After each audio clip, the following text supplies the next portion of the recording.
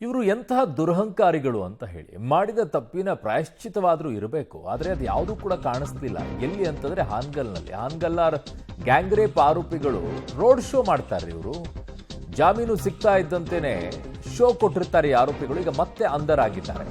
Public TV ವರದಿ ಬೆನ್ನಲ್ಲೇ ಹೆಡೆಮುರಿ ಕಟ್ಟಿದ್ದಾರೆ ಪೊಲೀಸರು, ಒಳಗೆ ಹಾಕಿದ್ದಾರೆ. 5 ಆರೋಪಿಗಳನ್ನ ವಶಕ್ಕೆ ಪಡೆದಿದ್ದಾರೆ ಹಾನಗಲ್ ಪೊಲೀಸರು. ಕರೆಕ್ಟಾಗೇ ಮಾಡಿದ್ದೀರಾ. ಕೋರ್ಟ್ಗೆ ಹಾಜರಾಗಿ ಹೊರ ಬರ್ತಾ ಇದ್ದಂತೆ ಪೊಲೀಸರು ವಶಕ್ಕೆ ತಗೊಂಡಿದ್ದಾರೆ. ಕಾರಣ ಫುಲ್ ಬಿಲ್ಡಪ್ ಕೊಟ್ಕೊಂಡು ಓಡಾಡ್ತಾ ಇದ್ದಿದ್ದು. ಬೇಲ್ ಷರತ್ತು ಉಲ್ಲಂಘನೆ ಹಿನ್ನೆಲೆಯಲ್ಲಿ ವಶಕ್ಕೆ ಪಡೆದಿದ್ದಾರೆ ಪೊಲೀಸರು. ಜಾಮೀನು ಸಿಗ್ತಾ ಇದ್ದಂತೆಯೇ ರೋಡ್ ಶೋ ಅನ್ನು ನಡೆಸಿರ್ತಾರೆ ಈ ಆರೋಪಿಗಳು.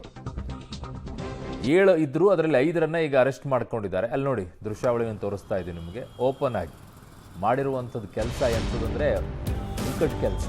ಆದರೆ ಇವ್ರು ಮತ್ತೆ ರೋಡ್ ಶೋ ಬೇರೆ ಮಾಡ್ತಾರೆ. ಇಂಥವ್ರನ್ನ ಎನ್ಕೌಂಟರ್ ಮಾಡಿ ಹಾಕ್ಬೇಕ್ರಿ. ಬದುಕಕ್ಕೆ ಯೋಗ್ಯತೆ ಇಲ್ಲದೆ ಇರುವಂಥವ್ರು ಮಾಡಿರುವಂಥ ಕೆಲಸ ಎಂಥದ್ದು. ಕರೆಕ್ಟಾಗಿ ಮಾಡಿದರೆ ಪೊಲೀಸರು ಎಳ್ಕೊಂಡು ಬಂದು ಕರೆಕ್ಟಾಗಿ ಕಾಲು ಇಡಕ್ಕೆ ಇಟ್ಕೊಳ್ಬೇಕು. ಕಾಲು ಇಡಬೇಕಾದ್ರೆ ಪ್ರತಿಯೊಂದು ಹೆಜ್ಜೆ ಇಡಬೇಕಾದ್ರೂ ಪೊಲೀಸರು ನೆನಪಾಗಬೇಕು. ಬದುಕಕ್ಕೆ ಬಿಟ್ಟಿದ್ರಲ್ಲ ಇನ್ನೂ ಅವ್ರನ್ನ ಆ ಭಾಗದಲ್ಲಿ. ಅವ್ರು ಹೇಳುವಂಥದ್ದು ಏನು ಅಂತಂದರೆ, ನಿಮ್ಗೆ ಎಲ್ಲಿ ಸಂಪರ್ಕ ಇದೆಯೋ ಅಲ್ಲಿ ನನಗಲ್ಲಿ ಸಂಬಂಧ ಇದೆ ಅಂತ ಹೇಳ್ತಾನೆ. ಅಲ್ಲಿ ಚೆನ್ನಾಗಿ ಯಾವ ರೀತಿಯಾದಂಥ ದುರಹಂಕಾರಗಳಿರಬೇಕು ಅಂತ ಇಂಥವ್ರನ್ನೆಲ್ಲ ಉಳಿಸ್ತಿರಲ್ಲ. ಇಂಥವ್ರನ್ನೆಲ್ಲ ಈಗ ನನ್ನ ಸಹೋದ್ಯೋಗಿ ಪಕಿರಯ್ಯ ಗಣಾಚಾರಿ ನನ್ನ ಸಂಪರ್ಕಕ್ಕೆ ಸಿಗ್ತಾ ಇದ್ದಾರೆ. ಪಕಿರಯ್ಯ, ಯಾರು ಇವರೆಲ್ಲ? ಯಾರ ಕುಮ್ಮಕ್ಕಿದೆ ಅಂತ ಇವರಿಗೆಲ್ಲ? ಯಾರ ಸಹಕಾರ ಸಿಗ್ತಾ ಇದೆ ಇವರಿಗೆಲ್ಲ? ಈ ರೀತಿಯಾಗಿ ರೋಡ್ ಶೋ ಮಾಡಿಕೊಂಡು ಬಿಲ್ಡಪ್ ಕೊಟ್ಕೊಂಡು ಮಾಡಿರುವಂಥ ಕೆಲಸ ಮಾತ್ರ ಕಚಡ ಕೆಲಸ. ಇಂಥವ್ರನ್ನ ಬೆಳೆಸ್ತಾ ಇದಾರಲ್ಲ ಇನ್ನೂ ಆ ಊರಿನಲ್ಲಿ ಅಂತ.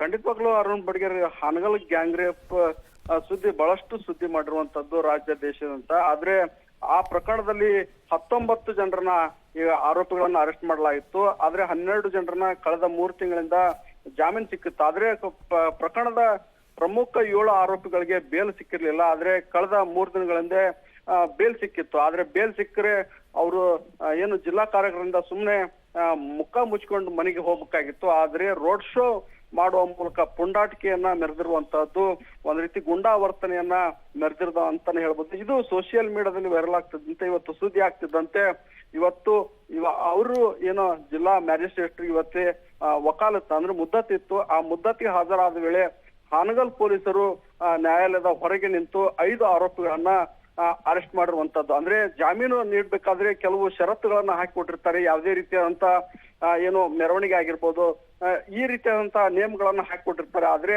ನೇಮ ಉಲ್ಲಂಘನೆ ಮಾಡಿದ್ದಾರೆ ಅನ್ನೋ ಆರೋಪದ ಹಿನ್ನೆಲೆಯಲ್ಲಿ 5 ಆರೋಪಿಗಳನ್ನ ಹಾನಗಲ್ ಪೊಲೀಸರು ಇವತ್ತು ಮತ್ತೆ ಅರೆಸ್ಟ್ ಮಾಡಿಕೊಂಡು ಹಾನಗಲ್ ಠಾಣೆಗೆ ಕರೆಸ್ಕೊಂಡು ಹೋಗಿ ಮತ್ತೆ ಅವ್ರ ಮೇಲೆ ಕೇಸ್ ಹಾಕುವಂತಹ ಎಲ್ಲಾ ಸಿದ್ಧತೆಯನ್ನ ಮಾಡ್ಕೊಂಡಿದ್ದಾರೆ. ಅರುಣ್, ಓಕೆ ಬಕೀರಯ್ಯ, ನಿಮ್ಮೆಲ್ಲ ಮಾಹಿತಿಗೆ ಧನ್ಯವಾದಗಳು. ಕೇಸ್ ಅಷ್ಟೇ ಹಾಕೋದಲ್ಲ, ಇನ್ನೂ ಉಳಿಸ್ತಾ ಇದ್ದಾರಲ್ಲ ಅಂತ ನನಗೆ ಯಾವ ಕೇಸಲ್ಲಿ ಇರೋದ್ರಿ?